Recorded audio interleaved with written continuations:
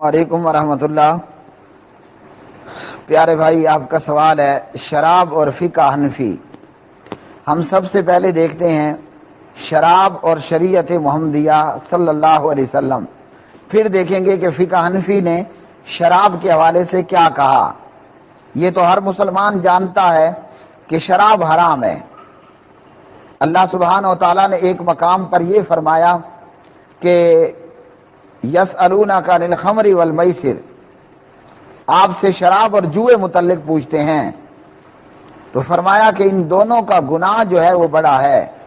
شراب اور جوئے کے متعلق آپ سے پوچھتے ہیں تو ان کو کہہ دیجئے کہ ان میں بہت بڑا گناہ ہے۔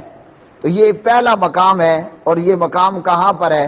پارہ 2 سورہ البقرہ کے اندر یہ آیات بینات موجود ہیں۔ قل فیہما اسم کبیر، ان دونوں میں گناہ بڑا ہے، ومنافع للناس، اور لوگوں کے لیے نفع بھی ہے، واسمہما اکبر من نفعہما، شراب اور جوئے کا جو گناہ ہے وہ نفع سے بہت بڑا ہے۔ یہ کہاں پر ہے؟ پارہ 2 البقرہ کی آیت کتنی ہے بھائی؟ آیت ہے، میرے پاس بہت باریک قرآن مجید ہے، محسوس نہیں ہو رہی، پتہ نہیں کون سی آیت نمبر ہے۔ بہرحال اسی طرح سورۃ النساء پارہ 5 میں اللہ تعالیٰ نے فرمایا کہ نشے کی حالت میں نماز کے قریب نہیں جانا، لا تقربوا الصلاۃ وانتم سکارى۔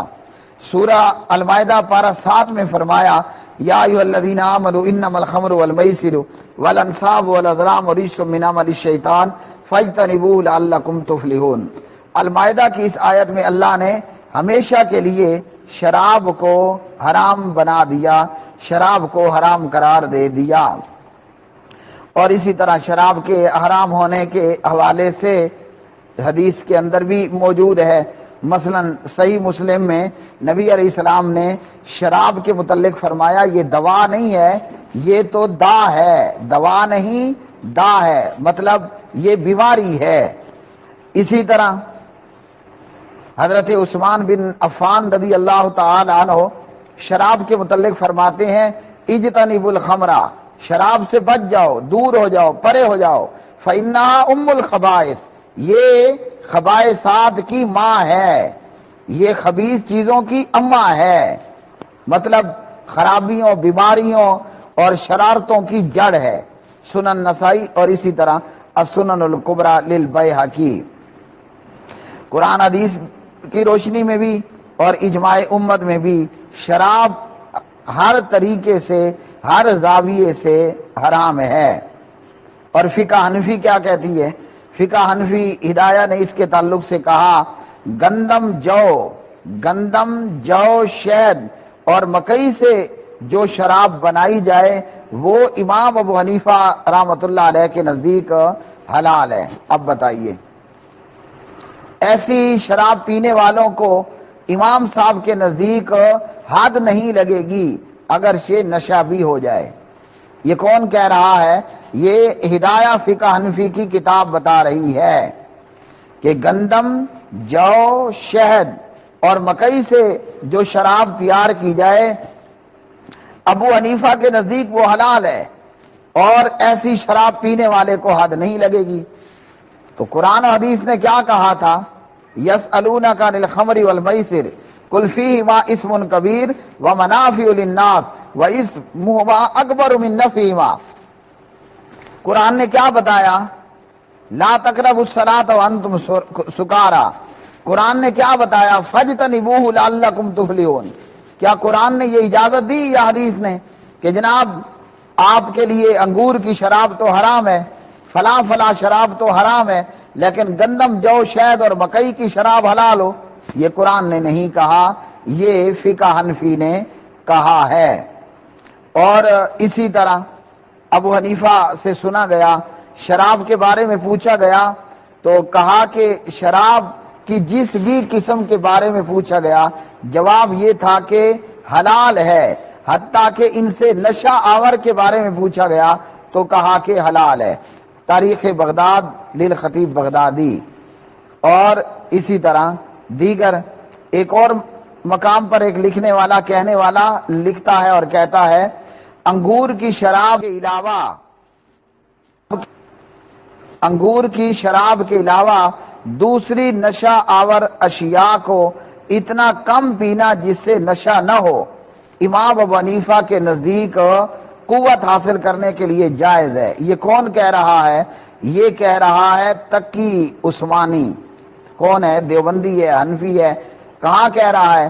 تقلید کی شرعی حیثیت میں، کہ انگور کی شراب کے علاوہ، وہ گندم ہے، وہ جو ہے وغیرہ، انگور کی شراب کے علاوہ دوسری شراب کو تھوڑی مقدار پہ پینا کہ نشہ نہ ہو تو ابو حنیفہ کے نزدیک جائز ہے، تقی عثمانی تقلید کی شرعی حیثیت۔ جبکہ نبی علیہ السلام نے کیا فرمایا؟ اس کی تھوڑی مقدار بھی حرام ہے اور زیادہ مقدار بھی حرام۔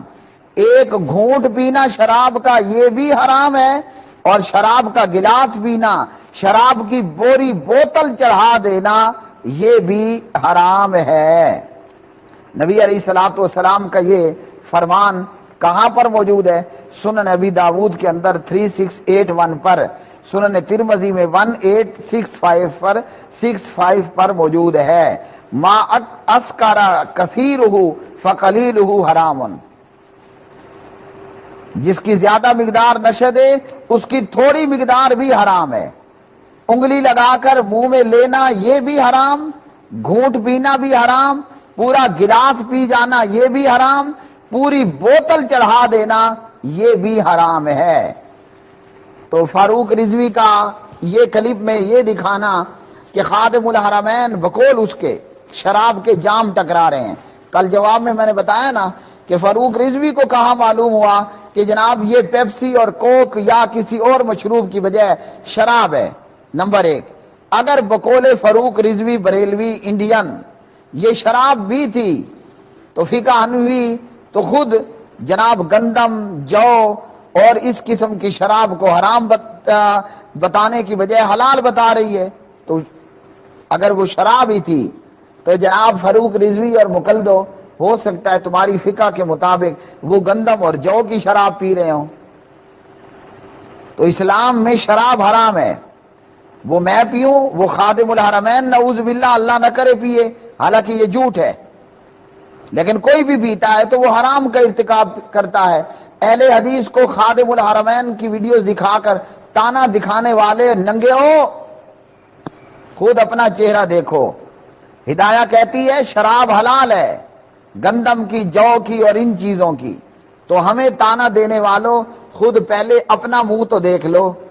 کاش کہ اللہ تعالی ہمیں پھر سے جونا گڑی رحمت اللہ علیہ جیسے علماء عطا کرے اور ہمیں ان جیسا بنا دے کہ ہم یہ جو چور مچائے شور مقلدین ہیں، یہ وہ لوگ کہ ہک چور تے دوجا چترا، یہ وہ لوگ کہ الٹا چور کو توال کو ڈانٹے، ان لوگوں کو آئینہ دکھائیں کہ آؤ تمہاری فقہ ہدایہ میں گندم، جو، شہد اور مکئی سے تیار کی جانے والی شراب ابو حنیفہ کے نزدیک حلال ہے۔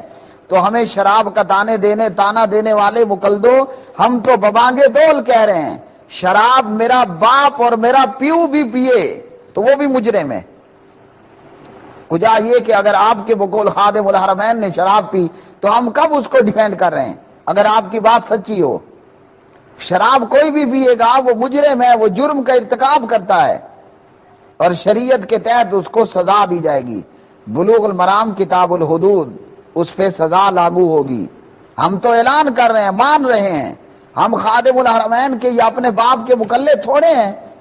تم فقہ حنفی کے مقلد ہو نا، ہمیں شراب کا تانا دینے والوں اپنی ہدایہ کو تو پہلے ٹھیک کر لو، تقی عثمانی کو تو ٹھیک کر لو کہ جو بتا رہے ہیں کہ جناب گندم، جو، شہد اور مکئی کی شراب حلال ہے اور انگور کی شراب کے علاوہ کی جو شراب ہے وہ جناب حلال ہے۔ تو وہ اصل بات یہ ہے چور مچائے شور، چور مچائے شور۔ اور ان مقلدوں اور ان حنفیوں یا دیوبندیوں بریلویوں کی حالت میرے بھائیوں یہ ہے، ایک بستی تھی اس میں سارے ناک کٹے رہتے تھے، جتنی بھی بستی کی رہنے والی جنتا اور پبلک تھی نا سب کے ناک کٹے ہوئے تھے۔ کہیں سے کوئی ایک پوری ناک والا وہاں گیا، اب پوری بستی اس پہ ہنس رہی ہے، یہ دیکھو یہ بھی کوئی بندہ ہے کہ اس کی پوری ناک ہے؟ حالانکہ ان کو اپنے آپ پہ رونا چاہیے تھا، اپنا منہ چھپانا چاہیے تھا۔ یہی معاملہ ان مقلدوں، ان دیوبندیوں بریلویوں کا ہے کہ تمہاری فقہ میں گند بھرا ہوا ہے۔ قرآن مجید سے 3 مقامات آپ کو دکھا دیے، ابو داود سے اور مسلم سے حدیث دکھا دی کہ شراب حرام ہے۔ اب وہ شراب جو کی ہو حرام، شراب گندم کی ہو شراب حرام، اور اسی طرح وہ شراب جس چیز کی بھی بنائی گئی ہو، وہ شراب جس چیز کی بھی بنائی گئی ہو، وہ شراب ہے جس کی زیادہ مقدار نشہ کرتی ہے، وہ تھوڑی مقدار میں بھی استعمال کرنا حرام ہے۔ تو حدیث نے اور قرآن نے شراب کو حرام بتایا، اب وہ شراب جس چیز سے بھی بنا لو۔ ہمیں شراب کا دانہ دینے والوں، ایک مرتبہ آئینے میں اپنا منہ تو دیکھ لو، ایک مرتبہ فقہ حنفی میں اپنا چہرہ تو دیکھ لو۔ اللہ تعالیٰ ان مقلدین کو ہدایت عطا فرمائے اور ان مقلدوں کے شر سے اللہ وحدہ لا شریک اس امت کی حفاظت فرمائے۔ وآخر دعوانا الحمدللہ رب العالمین۔